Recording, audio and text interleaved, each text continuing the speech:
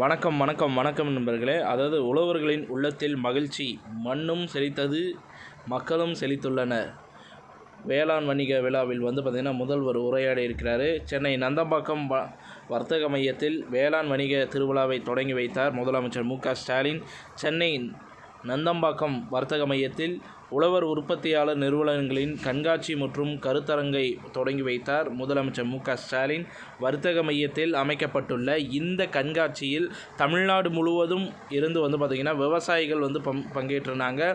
இதன் பின் இவ்விழாவில் உரையாற்றிய முதலமைச்சர் வேளாண் வணிக திருவிழாவின் தொடங்கி வைப்பதில் பார்த்திங்கன்னா மிகவும் மகிழ்ச்சி அடைகிறேன் அப்படின்ற மாதிரி சொல்லியிருந்தார். வேளாண் துறைக்கு முக்கியத்துவம் தரும் வகையில் திமுக அரசு வேளாண் துறைக்கு பார்த்திங்கன்னா தனி பட்ஜெட் தாக்கல் செய்தது. ஒரு நாட்டின் செழிப்பின் அளவுகோலாக இருப்பது வேளாண் துறை தான். திமுக ஆட்சியில் மண்ணும் செழித்தது, மக்களும் செழித்துள்ளனர் அப்படின்ற மாதிரி உரையாடி இருக்கிறாரு.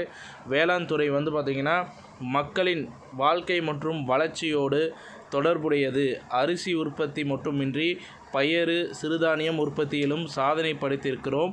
கடந்த 2 ஆண்டுகளாக உழவர்களின் உள்ளத்தில் பார்த்திங்கன்னா மகிழ்ச்சியை பார்க்க முடிகிறது.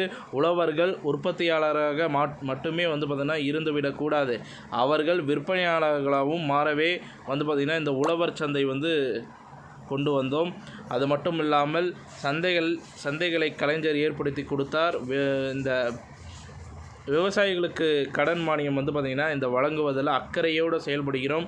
தமிழ்நாட்டின் வேளாண் புரட்சி ஏற்பட்டுள்ளது. இதற்கு மகுடம் சூட்டுவது போல் வேளாண் திருவிழா நடைபெறுகிறது. வேளாண் ஏற்றுமதி அளவை பார்த்திங்கன்னா அதிகப்படுத்த திட்டமிட்டு மின்னணுவை பார்த்திங்கன்னா முறையில் பணிகள் நடைபெற்று வருகிறது.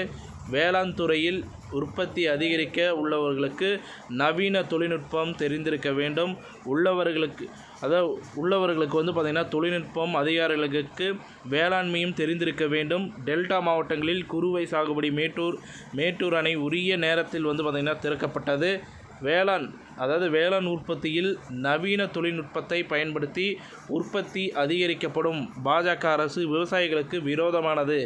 விவசாயிகளுக்கு எதிரான 3 வேளாண் சட்டங்களை பார்த்திங்கன்னா கொண்டு நடுங்கும் குளிரில் விவசாயிகளை போராட வைத்து மத்திய அரசு வேளாண் அறிவை உள்ளவர்களுக்கு மட்டுமின்றி அனைவரும் அறிந்திருக்க வேண்டும் என தெரிவித்த முதலமைச்சர் ஸ்டாலின், புதிதாக 10 உழவர் சந்தைகள் அமைக்கும் பணி நடைபெற்று வருகிறது எனவும் அப்படின்ற மாதிரி சொல்லியிருக்கிறாரு.